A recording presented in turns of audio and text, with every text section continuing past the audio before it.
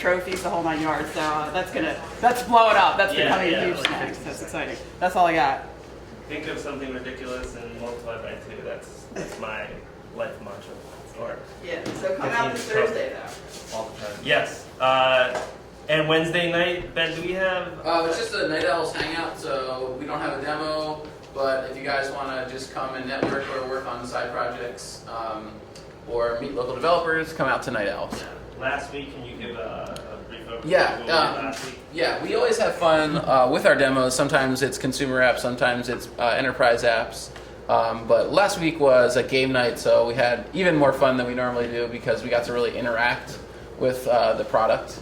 And it was called Cluster Puck 99, which is it's funny, because it's not the word that you think it is.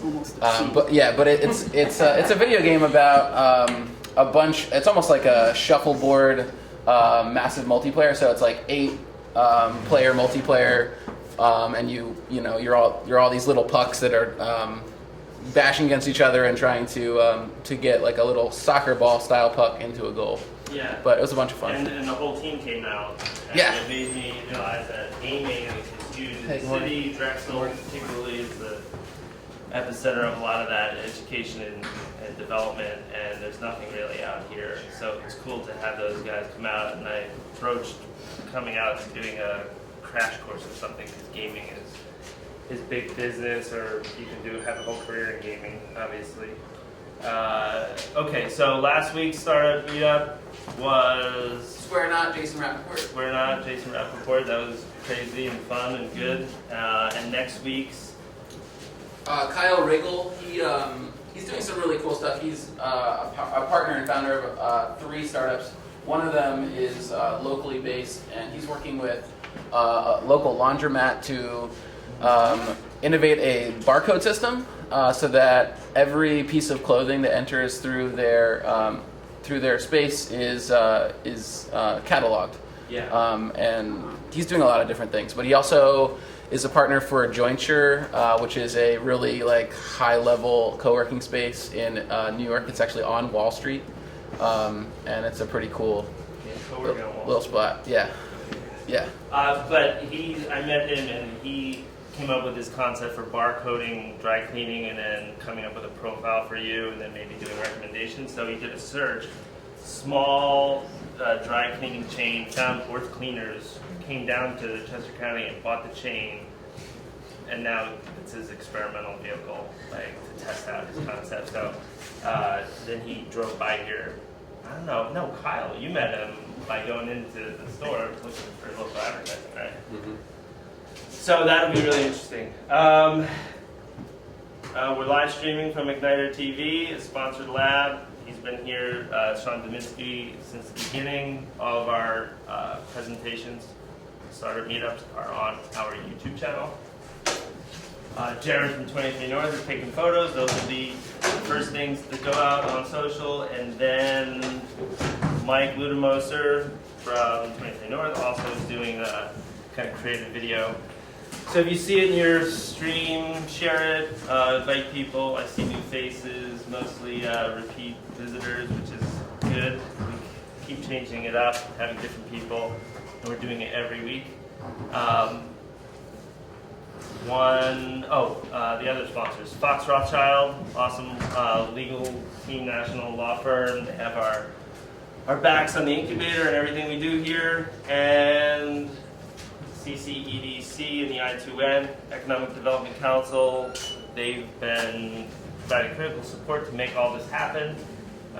Nobody gets charged, and we don't for this event, so we've just been doing it for the community, and they've been right there understanding the mission. And the Henkin Group, they run a wet lab, kind of co-working space for chemistry types, and that's in Eagle View. And the Goshen Group is a tech recruiting company 2 blocks down, and they're great partners. If you have any job needs or want to chat about your career, PJ is the guy to meet. And we have some other, got 1 seat up here. Do we need more in the back? I think we need to buy more chairs. Okay, let me get out of the way unless there's anything else, Ben, that you can think of. Ben. We lost Ben. He's grabbing more chairs. Okay, good. So let's give a round of applause to Tracey when she tells our story.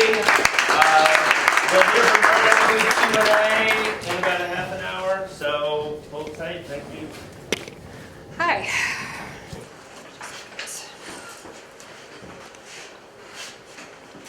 So thanks so much for having me this morning. I live about an hour away, and I used to work near this area, so it's nice to be back. So my name is Tracey Welson-Rossman. Can you all hear me? Good. I'm getting better at speaking up. I am Chief Marketing Officer for Chariot Solutions, which is an IT consulting company located in Fort Washington. We do mobile and software applications development for all different size companies. We have about 55 software engineers, some of the best I would venture in the country. And I'm also the founder of techgirls.org. So first, I'm going to apologize for looking at my notes. This is the first time that I've done this speech, so my memory is not what it used to be. I've got too many things going on. So I've been asked to do these type of talks, this is your life type of talks before. I'll be mixing in some business findings, but I think sometimes when you do these talks, there's some universal life lessons to be had. And if I get a bit new agey on you, I only somewhat apologize. Personally, I'm at an interesting crossroads at my life. Right now, both of my children are in college, so my husband and I are officially empty nesters, and still getting used to that. And it's getting me a bit reflective.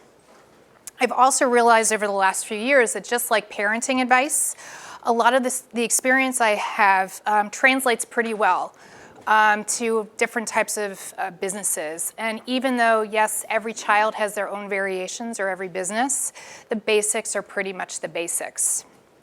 What I can tell you is that my path in my career has been highly curved. It's definitely not straight. If you asked me when I graduated college, I would have been a high-level executive at a major department store, influencing what women were wearing across the country. And I'd have a really kick-ass wardrobe. I also would have married my high school sweetheart. None of those things happen, except I'm still working on my wardrobe. I've reinvented myself several times, as you'll see through this talk, and I expect to do that at least one or two more times. Actually, one of my heroes is Julia Child. If you know anything about her, she started her career, her second career, if you think that she was a spy or not a spy, at 47. So I don't think it's ever too late to, change what you're doing in your life. And I think that I will also be reinventing myself one or two times before I retire if I decide to retire. I think you're also going to find several themes that are going to be running through as I sort of went through this over the last week and realized that, yeah, there are some themes that are running through. So as I said, my first love was fashion and retail. And I started working as soon as I could get my working papers. I was working part-time at a national chain store, which is no longer in existence. I love the people that I worked with. I love the excitement of retail. I love the fashion. That's definitely a theme. I went to Drexel. I was a double major for retail management and marketing. If anyone's familiar with Drexel, you know that they have the co-op program. I did 4 co-ops at 2 different companies. The second one, which also became my permanent job, was Strawbridge and Clothier. I don't know how many people remember Strawbridge and Clothier and Clover. So I am really, really dating myself. I really loved what I was doing, continued. But there got to be a point, probably about maybe the second or third year in, of working where I realized that it wasn't for me anymore. I wasn't being challenged. The corporate ladder, even though it was a small corporate ladder at Strawbridge's, was very prescribed. And that if you were innovating, it didn't matter. And actually at that point, I didn't feel like I was using the word innovating. I was just trying to make our business different and sort of to make myself stand out a little bit.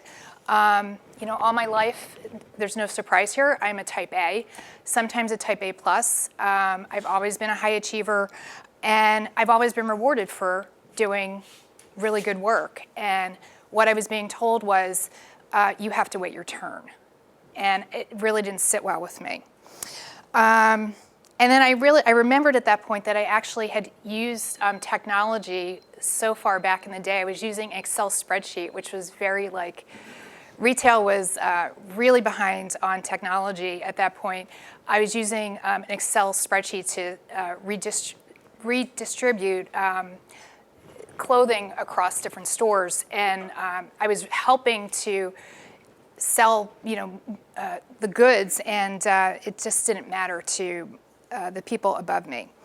So my lesson here, and I'll put some lessons in between each of my areas, was really came from one of my professors at Drexel. And she always said, when you are too comfortable, it's time to move on. And I was getting too comfortable. And I'll add a little bit onto that, which is, if you can't move, because sometimes you can't, at least try and find another creative outlet for yourself. So I decided to move on. QVC, which is down the road, at that point was really at the beginning stages, and they were rating talent locally at Strawbridge's.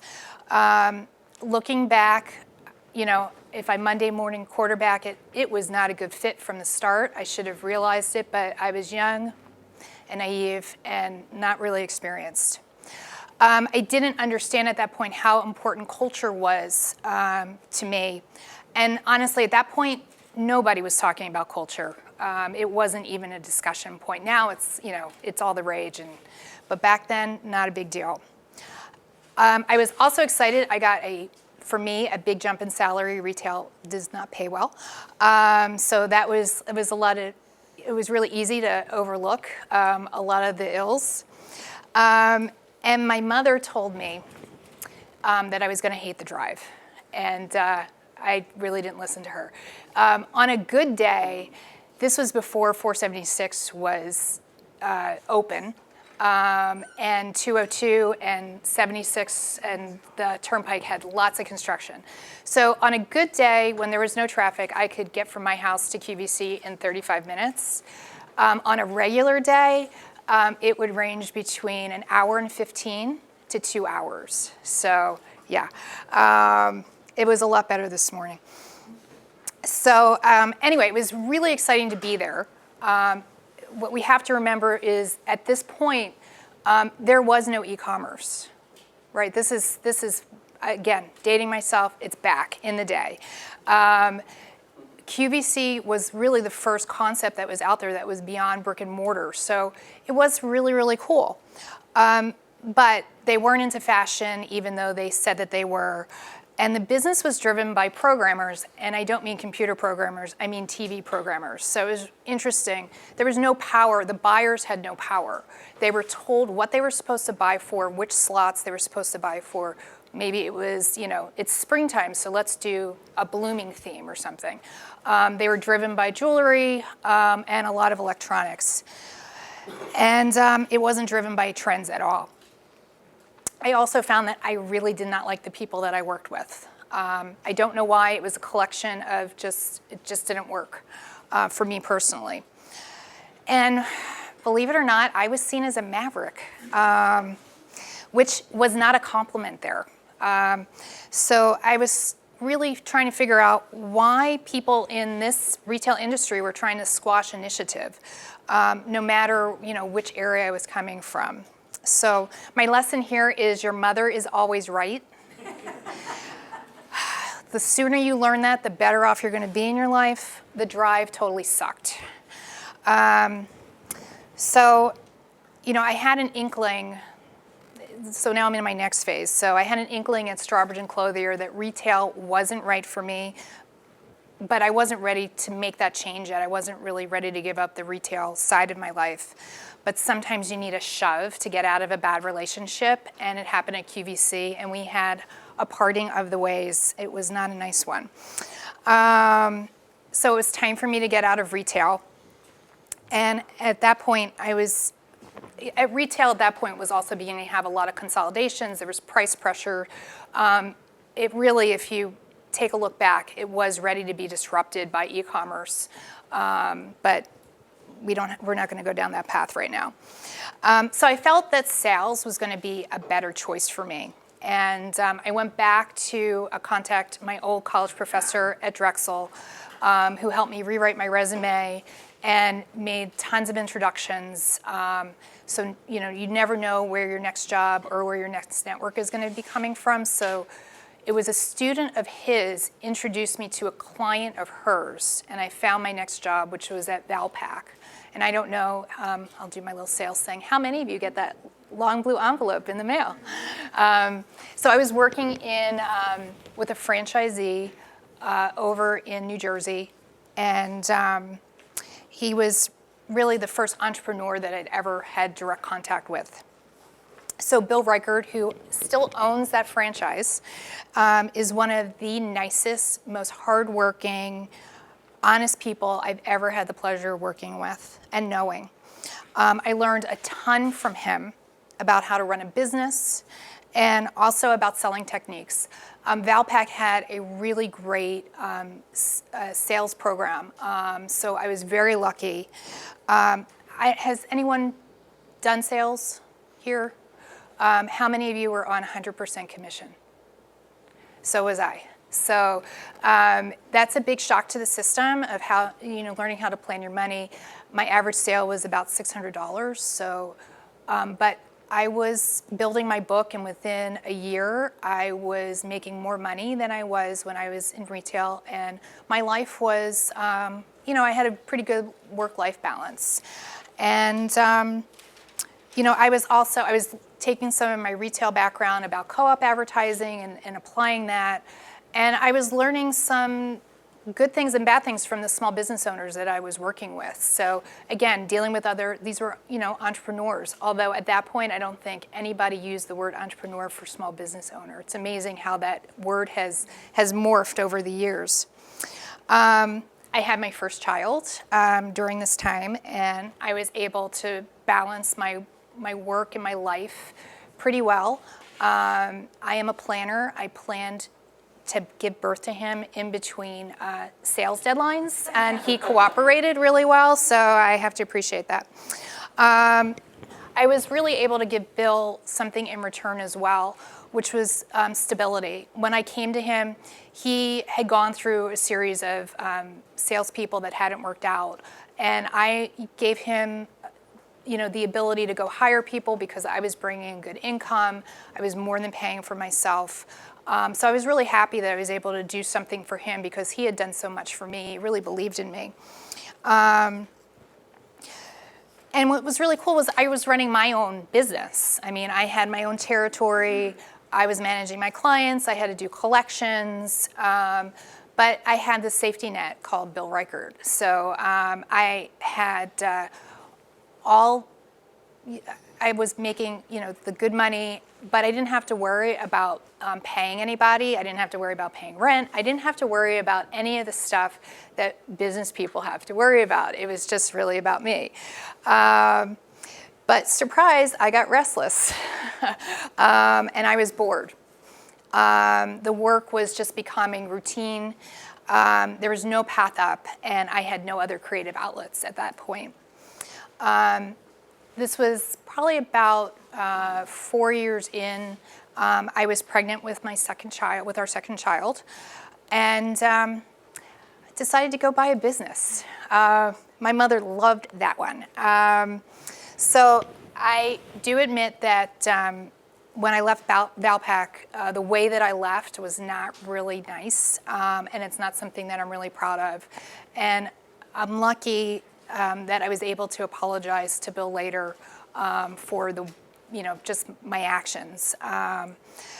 So my lesson here, one is for Bill or for other owners, which is make sure you understand what drives your employees and what makes them happy, because you want to keep them, and sometimes it's not just about money.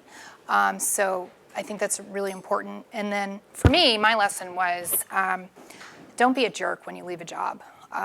You really don't know how, even though you may not like your boss or you may not like the job, it's still, these people are, it's just important to leave things in a good way. So my husband and I bought a business. It was called Kanga Cab, located in the Cherry Hill area. I'm not going to go into how I found out. It's not really worth learning about. But Kanga Cab was a child transportation business. It was a hybrid between a taxi and a bus route. And I didn't really realize it until one of my friends pointed it out last week that we were doing Uber before Uber was Uber. So, and there's some child transportation business that's happening in San Francisco, and it's pretty funny. So we were supposed to buy the franchise. The owners were going to sell us the South Jersey area, and they were going to go and continue the parent company and sell other franchises. So they decided to change, and they sold us the parent company. We own the parent company, but we allowed them to franchise. They wound up not even doing that. But that's another story as well. Looking back now, I realize how naive and unprepared that we both were, and that I was probably pretty stupid as well. Our due diligence was a joke. The seller didn't disclose everything. But again, buyer beware. I didn't ask the right questions. We didn't ask the right questions. So we had somebody who was a friend of ours who was our lawyer. He was out of his league, but I didn't realize that either because that was the first time that I had to hire a lawyer, so I had no idea. My husband is a tax accountant, so at least, he could do the accounting work, but at that point, I don't think he really understood how to truly analyze financials at that point. So again, we were really just going into it because it sounded like a really good idea. So Kanga Cab was the most challenging thing I'd ever done. My husband, Steve, kept his job, thank goodness, so that we had income coming in, because God knows I wasn't bringing in any dollars. He did the books, he did the payroll, and sometimes he drove, because that's what you do when you own a business. But it was on me to run the business itself. And even though I had a general manager who was a great ally, he wasn't a business person, he was an operations guy. I didn't have anybody who I could talk to. And having those advisors, having people who could challenge some of my thought processes, to ask questions to sort of complain to. I had no one, and I don't know why I did that to myself, but again, I didn't really have anyone to model off of, except for Bill, and he didn't have an advisory committee now that I'm thinking about it. So I was really lonely, even though I like my staff. So I was happy with the people that I worked with, but I felt like I couldn't share with them. So that was a big problem. The business did grow, because I'm a pretty good salesperson. And we decided to open up literally out of our house in Pennsylvania. So we were running 2 different operations. And at one point, we had close to 20 vans running.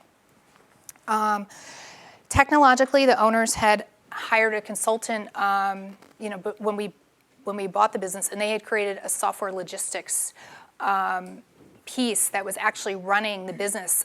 It was pretty cool, because that's how you would do the routing. I don't think that you could ever do what we were doing by hand. So again, technology was key to the business, but I didn't really understand or appreciate it at that point. So at Kanga Cab, I learned so much.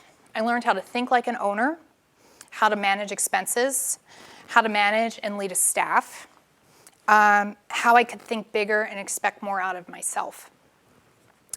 But in the end, the business did not work. The expenses just didn't match the income. I knew I'd be better able to analyze it now if I had to go back and run it, and I would have had better questions to ask. But hindsight's 20/20, right?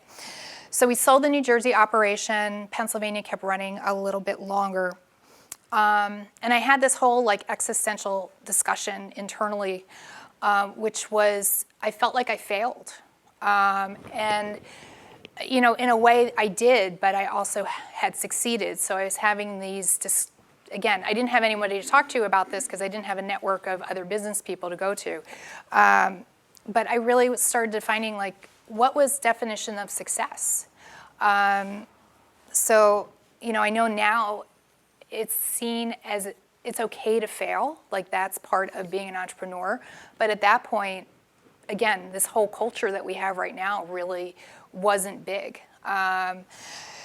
So at the end of everything, though, I realized how much I could do and how fearless that I could be. So there are many lessons learned here. A couple things that I share with my husband. Everything is put in perspective when you realize no one's dead or bleeding. So when you're driving kids around, 7 days a week, and you've only had one accident in 6 years that was minor, you thank your lucky stars. Our second lesson was that money doesn't buy you things, it buys you options in life. When you have your income cut in half, you really realize that it really does make a big difference in your life and how you think about what money does for you. My third lesson is that for me personally, my marriage can withstand anything because this was one hell of a trying couple years. Don't forget, we were raising 2 small children. When we sold the New Jersey operation, my youngest son was 3. So I don't know what the hell we were thinking sometimes. My last one was, your mother may be right, but sometimes you really shouldn't listen to her. Yeah, she was right. We probably shouldn't have bought the business, but if we hadn't done it, I wouldn't be where I am today. Kanga Cab, I believe, formed this person that I am right now. And I think I would have just been rolling along, being, ordinary. So I had to go out and get a new job, not by choice. So I went to a company called Skylight Systems, and I call Skylight my karmic job. Skylight was literally down the street from my house in a building that I didn't realize what they did. I'd passed by it, zillions of times. It was housed within a company called American ATD. They're a wholesale distribution company, and they had this software package that was a sister company, and it was an accounting software package. And I thought, wow, this is really interesting. My husband's an accountant, and my dad used to be a computer programmer and was in management information systems. So I sort of felt like there was this coming of parts of my life together. It was my first taste of putting marketing and sales together and also getting involved in technology and really having a better understanding. This was about 1999. 2000, so there was a lot of, the dot-com boom was happening. Things were really picking up around tech. And I was about as far from fashion as I could be. So I'm going to focus less on what Skylight did as to really what why I was put there. And that was to meet the team that would to become Chariot. So I was really lucky when I got to Skylight. I felt like I had known most of those people in a prior life. It was one of the weirdest experiences, but I just really felt at home with these folks. So the lesson learned at Skylight for me was the people you work with are really important to your overall happiness, whether you realize it or not. So I lead into Chariot, which is the current chapter, plus we'll talk about my community stuff in a bit. So Chariot came into being due to what I call perfect storm circumstances. Our parent company had bought another business that was really closer to what they were doing, so they decided to divest from what we were doing. A year prior, the company had decided to re-engineer into Java which at that point was 1.2 was bleeding edge. I think they're up to 8, Java 8. So it was like a big thing back then. We were having a better understanding of how hard it was to hire Java consultants because we needed to get people to help us to get off the ground. We hired some people on. And at the same time, this other piece was happening where the company was really beginning to wind down. We decided that we had this really great team without a business. So it was a little backwards, but we built the company based on the team. And it really was sort of in front of us, this fact that companies needed Java consulting. We had the start of some really great Java consulting people, software developers, engineers, and we were also involved very early on the open source side. So we decided to start a business, which at that point was the worst economic downturn, which was in 2002. There's no greater time to start a business at the bottom because you have nowhere to go but up. And I think in 2000, I can't use that line anymore since we've had another great economic downturn, right? So we are headed into July is our 13th birthday. So, I'm really proud that we've been able to build this business, which now is about 60 people, plus or minus. We've got 55, approximately about 55 software engineers on staff. This is truly a team effort. We have even though we have a very strong founder, everything is about the team. We have a very focused mission and a very focused message. We have a very strong culture. It has not all been perfect, trust me. I can regale you with lots of stories of things that happened, and we've made plenty of mistakes. We've had lucky breaks. We've also made our own luck. And we're still here, and we've been profitable since year one, which is pretty amazing.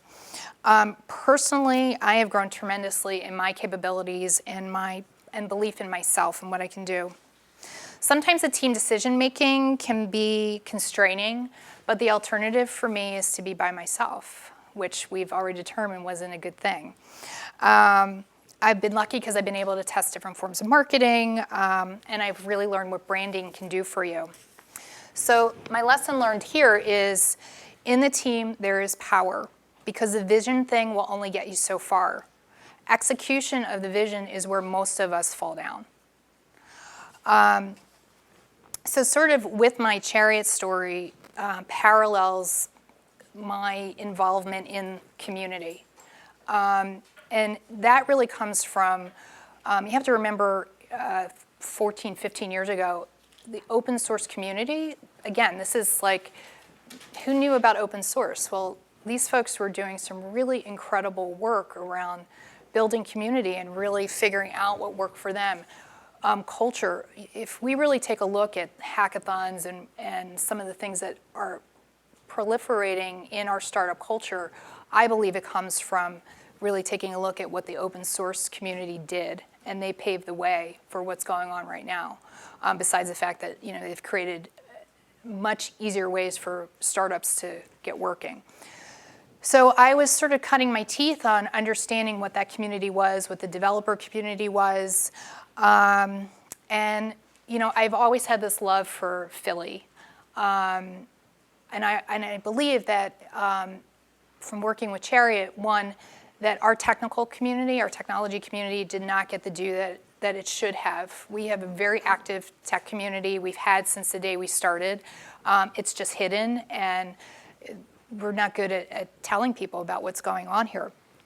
So as working on getting these, making sure that we were supporting the groups that were here, we created an event called the Emerging Technologies for the Enterprise Conference, which is really about the Philly tech community, and now has grown. We're in our 10th year this year. We bring 550 developers into Philly with the best speakers ever. So I was really fortunate to be able to experiment with that. But then this opportunity came through Philly Startup Leaders to work within the tech startup community. So, I was on the ground floor. It was really amazing. I had this event experience, which they needed. I had, a lot of energy and passion for the subject of Philadelphia. And it was time to disrupt. So we were really lucky to be, ready to bring just a different viewpoint. I also had some, because working at Skylight, had an idea of what was not really working well within the startup community and the funding community in Philadelphia prior to 2000. I mean, we didn't really do a bang-up job of participating as a region. And if anybody remembers John Street and the whole Silicon Valley discussion, there wasn't a lot of innovative thought leadership at that time. So, to come in with a bunch of people with a different perspective and really just try something different, even though people were telling us no, it was really cool. So I was lucky to be included in that, and lucky again to be able to try things and learn things and experiment and learn from other people as well. So involvement for me in the community has been great because I get to try things that I can't do at Chariot and then sometimes bring them back to Chariot. So it's awesome. Also at this time, and sometimes I don't know how I've done it after having no one at home right now, but between Chariot and this extra work at PSL, I was still raising 2 children with my husband and running our household. But I think the lesson learned here is that that you have to have a good support network at home, whether you're a man or a woman. It really allows you to do what you need to do. 2, I should say, is for more for women. I would say it's okay to be out there and working. Like you're going to have guilt that you're not home, and I know guys go through this as well. But personally, I think that my 2 kids are awesome. So me being out in the working world certainly hasn't killed their psyches, although, maybe they'll be on a psychiatrist's couch later, I don't know. But I think the other thing that I'd like to say is that, giving back of yourself and spending extra time out there can be rewarding in unexpected ways. So my last piece is about tech girls. And there's so much to say about this. I mean, I could spend an hour just talking about tech girls, but you can ask me questions when I'm done. My activism gene, which I didn't realize I had one, reared its ugly head about 6 or 7 years ago, or it could be a pretty head. I don't know. It depends on what day it is. So Tech Girls is really cool because we're running it like a startup. We're not running it, I believe, like a traditional nonprofit. So I've been able to take a lot of what I know from the startup world and bring it to this nonprofit or social enterprise, as someone just told me I should be calling it. I mean, we're creating this community of girls and women and supporters and changing the conversation around what's going on. And of course, this all came from my experiences at Chariot. Recruiting, which I'm still involved in, I mean, we just have a parade of men who are coming in versus women, and this has not really changed much over 13 years. So applying understanding of the market, understanding where the problem is lying, really taking a look like any business would, that's how Tech Girls has been formed. So there's 2 conversations that I like to have around Tech Girls. One, it's great to talk about the gender disparity and how we're trying to solve that issue. Selfishly, from a Chariot standpoint, it's really important for us to be looking at solving the labor issue, because if anyone is following what's going on in the tech industry right now, there is a shortage. There's going to be a continued shortage. And if we don't engage women and underrepresented communities, this country is going to be in a ton of trouble because as you're forming your businesses here and you need tech help, guess what? You're not going to be able to find them because there's been a decline not only of girls, but also of boys over the last, since the year 2000 for women, since 1985. So right now, there is going to be, by 2020, a deficit of 1 million jobs being filled. So 1 million jobs will not be able to be filled because we do not have enough people to fill them in the tech industry. So, let that sink in for a little bit. So there's 2 reasons why we're doing Tech Girls. So PSL was a bit disruptive in terms of shaking up the status quo in Philly. But I believe that what we're doing at Tech Girls is very disruptive because we're challenging the way that we teach girls about technology. And we're really challenging the current system because we feel that it's failed them. And it's failing us as a country. At Tech Girls, I have learned to stick to my guns on my vision because trust me, everybody tells me what we should be doing. And everyone tells me how we're doing it wrong. So you have to be able to take some of that advice, figure out what works for you and what doesn't work for you. What's also interesting at Tech Girls is that my role is different. At Chariot, I'm part of the executive team, but I'm, managing. I'm not the leader. At Tech Girls, I'm the leader. People look to me. So it can be a struggle for me sometimes to change hats in a way. Actually, sometimes my husband jokes at me. I'll say, I had a meeting today. He's like, for which group? What are you doing? I also say that, funding is something I'm not classically trained to do. So this funding issues and learning how to raise money in the nonprofit world is challenging for me. And there's days where I'm ready to scream or hang it up. But then I get a letter from one of the girls or one of the parents, and it makes me almost want to cry because we know that what we are doing is changing these girls' lives, and there's really no price that I can put on that. So just to sum up, and what I finally learned from one of my favorite filmmakers is if you are not falling down every now and again, it's a sure sign you're not trying anything very innovative, and that's Woody Allen. So thank you.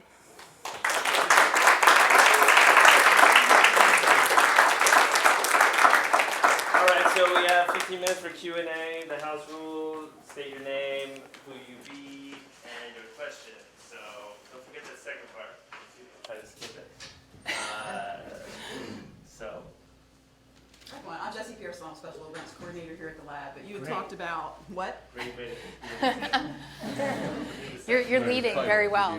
I just follow the directions. That's what I do. Which is like a really important skill that's an underlooked skill, right? So you had talked about the importance of culture, but in that the Philly tech community, comparative, I guess, to other ones, was more hidden, you said, which made me think is that maybe indicative of Philly culture in general, because I grew up in this area, I'm part of this area, and we keep our cards close to our chest.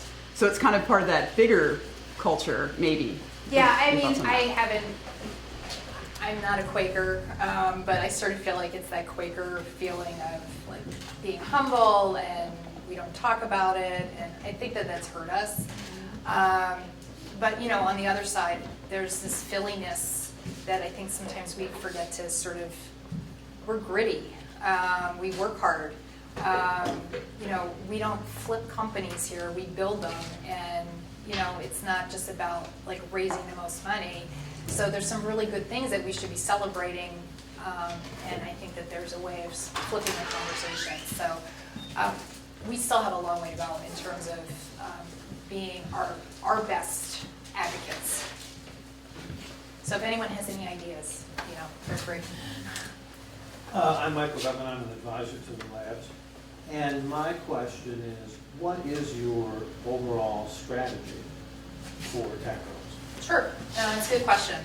So we spent a year in planning, and we sort of went with the idea of, hey, let's put on a show type of thing. The first year, we believed that, I'm sorry, I need another cup of coffee to keep going. I lost control of the English language. Okay. So what we're trying to do is really inspire these girls through a different way of presenting the material. We believe that the way that they have been messaged and marketed to has been incorrect. That after looking at surveys of girls, which there's been 2 of them, one in 2000, one in 2005, the results were the same.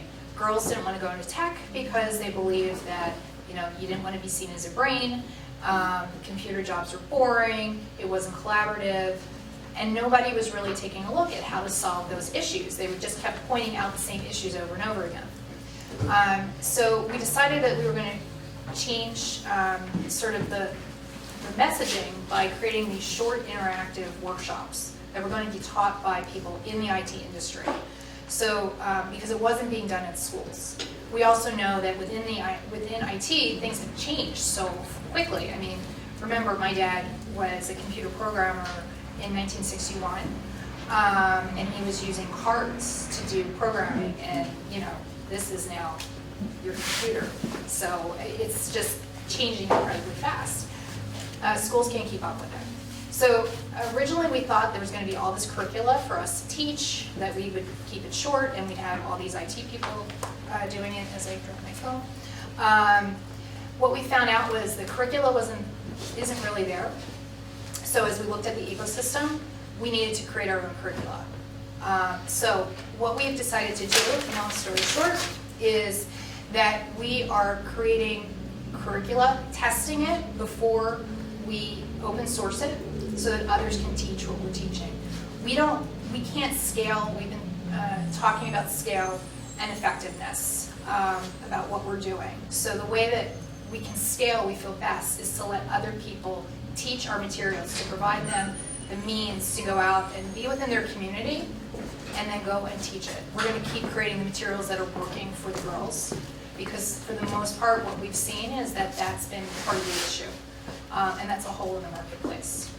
So right now, we are on track at the end of the school year to have reached 2,000 girls through our 5-year history. There's been a 200% increase in this year from the first 4 years into this school year, because we've been allowing other people to use our materials. And what we're really lacking is instructors. So if anybody here wants to teach a 3.5-hour class, let me know. It's on our website. You can host here. We've put together an operations playbook as well, so that from the logistics standpoint, we're trying to make it as easy as possible for people to participate in solving this issue. That was a really long-winded answer to your question. So I apologize. Thank you. Hello, Janelle Snyder, and I'm a business and trademark attorney. You had mentioned kind of in your talk that you realized somewhere along the way how important branding was. Just wondering if you could give a few more words on that topic. Yeah, so I think branding, and I actually was on a panel last week about this. You can't brand yourself until you understand your core values. Your core values, I believe, drives everything that your business does. So once you've decided what your core values are, it's easy to sort of show what you stand for. And if I take Chariot as an example, we believe that customer service is paramount to everything else.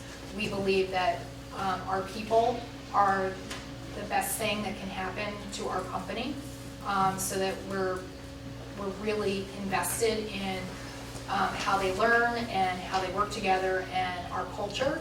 So everything that we do rolls up into that. So our brand is based on our people, our striving for excellence with our customers, our devotion to Java, open source and emerging technologies, and being so, everything goes back to that.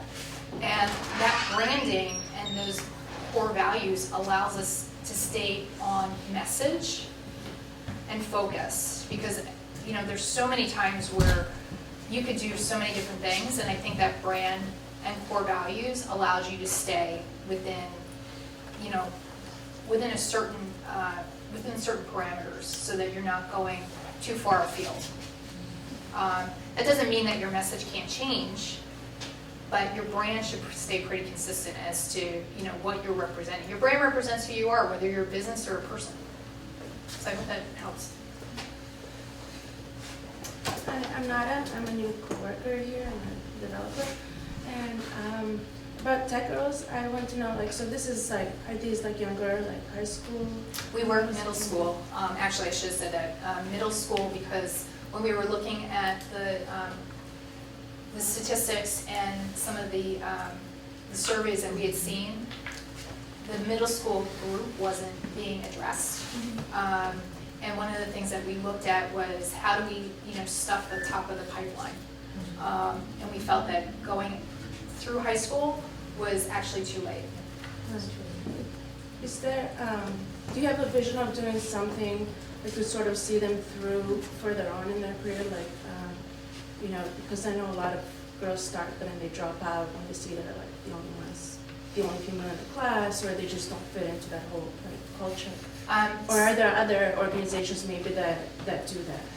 So this issue is really labor intensive, and I believe that it really is niche in terms of who you're going to deal with. And we're going to stick to our guns right now around this 11 to 14-year-old group, and work with groups and encourage other groups to sort of take up on the high school level. But right now we've got high school girls who have been with us, who are now teaching for us. So we're also providing them opportunities, spreading information as well to help them. But if we go back to our mission, we did leave enough room if we wanted to go past middle school, but I believe that right now middle school is where we need to focus. I saw this Facebook post from the Women's History Month Facebook page. The Boston Marathon in 1967, a woman used her initials to sign up and started running, and literally got tackled by the organizers, but a bunch of other guys like fought them off, and she finished the race. But 1967, that's insane. Yeah, it's insane. I mean, it's like one generation. And I can still tell you stories that are happening right now that would curl your hair, and you would say it's 2015.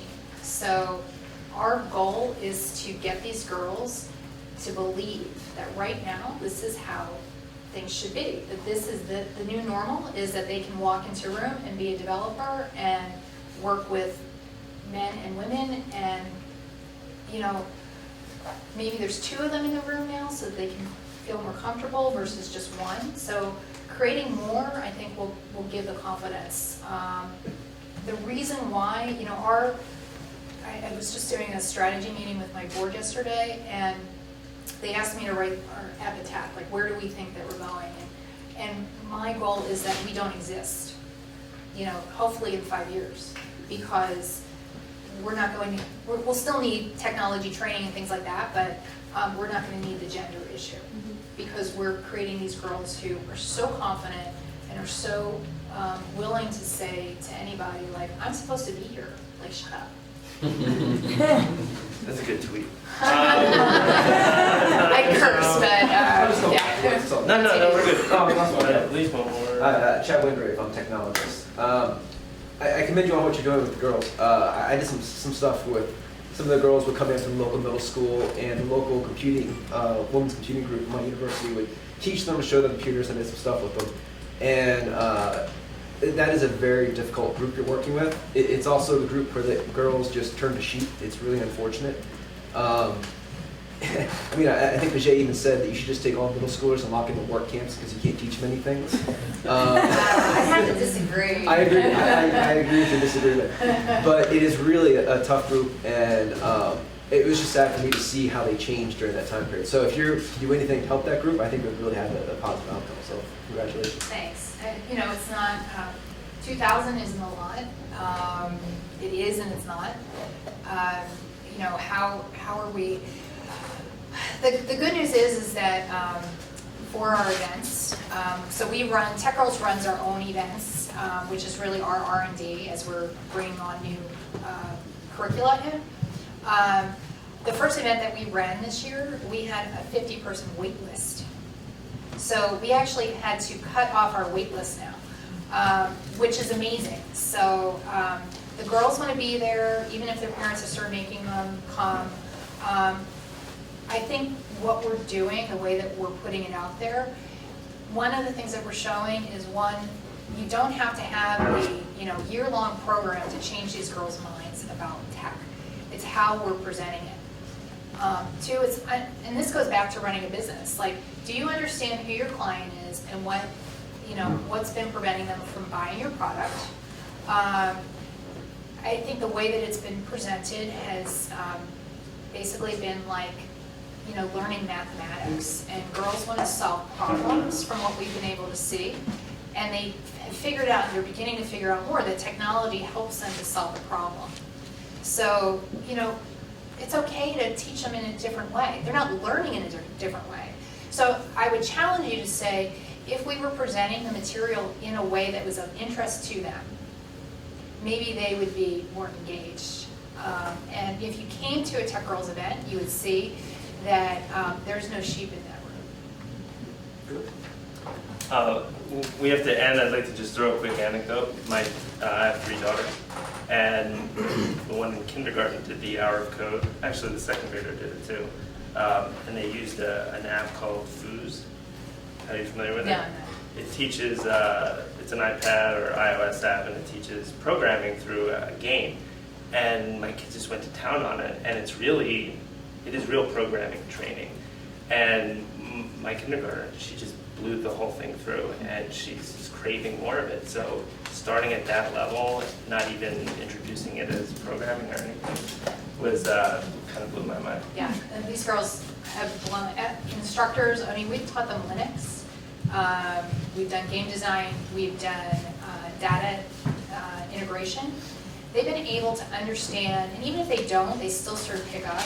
So also just in general, our expectations of adults, as adults are actually setting parameters for all of our kids that really don't need to be there, but especially for our girls. Big time.